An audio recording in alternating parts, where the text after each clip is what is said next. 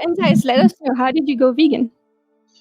Yeah, so I would say veganism found my partner and I. We both went vegan together. So 2017, I had a very eye-opening doctor's appointment. Got on the scale, and yeah, it wasn't looking good. So kind of was in a little bit of a funk after that appointment. I would say a few weeks after that, we were watching documentaries that day, and we were watching What the Health. And I selected that documentary. It was nothing about vegan, nothing about anything like that. Literally was trying to lose weight. So after that documentary, my whole entire perception of the food system completely changed. So basically, like, everything that they told us was a lie. There was one animal part in there that kind of stuck out to me. There was a pig on a conveyor belt. They cut the pig's leg and pus came out of their leg. And what's crazy, the programmed mind, you're still programmed. Like, I saw that, and like, I kind of felt bad, but what I really felt bad about was my poor food choices, still with the selfish mentality. So, but we didn't stop there. We continued to watch other documentaries, and we watched Food Inc. and Vegucated, both no longer on Netflix, but you can still check those out, like YouTube and online or things like that. Food Inc., like I said, it was just still food driven. And there was a segment of that documentary where they had a cow, and they were lifting the cow up by their legs. And I don't know if they were at the slaughterhouse or the oppression plot. I have no idea. That image and that segment, that was when something shifted in my mind when it came to animals. We ended up shutting that off. We didn't want to see that, and we just shut that off, but we continued to watch on. So we watched Vegucated, and that was probably the documentary that I probably heard the word vegan for the first time, to be honest. It was a documentary. They were following a group of kids around to see how they ate and transitioning to plant-based eating. They were saying vegan, but it was more so about food. So, but at the end of that documentary is when it really, really got dark for me.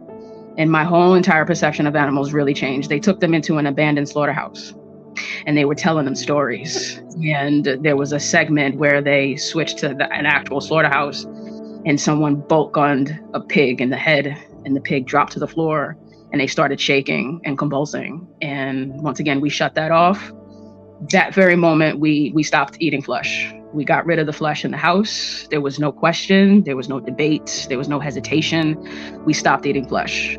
There was still no talks about veganism, though, because I said to Kari, and I cannot believe that I said these words to her. I was like, yeah, we can change how we eat, but I'm not going to go crazy with it, like worrying about other products and things like that. Little did you know. You said those words, Lucy, verbatim. I remember saying that to her, and I cannot believe I said that.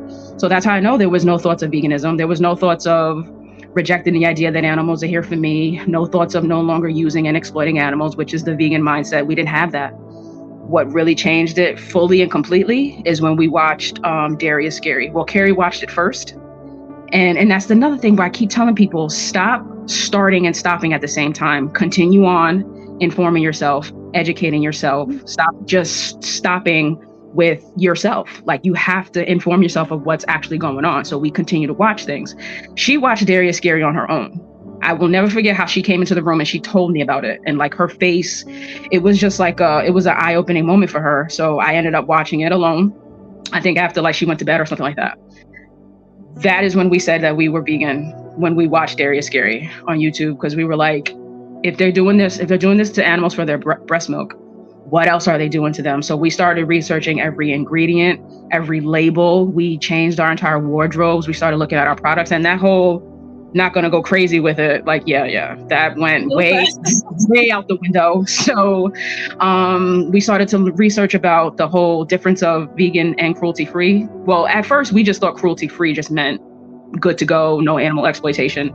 But we learned about you need to look for vegan and cruelty-free, continuing on educating. We were emailing companies all the time because any word that we didn't know, we were like, we need to figure that out because we don't want to be responsible for what's happening to animals. So we made sure that we were, checking everything.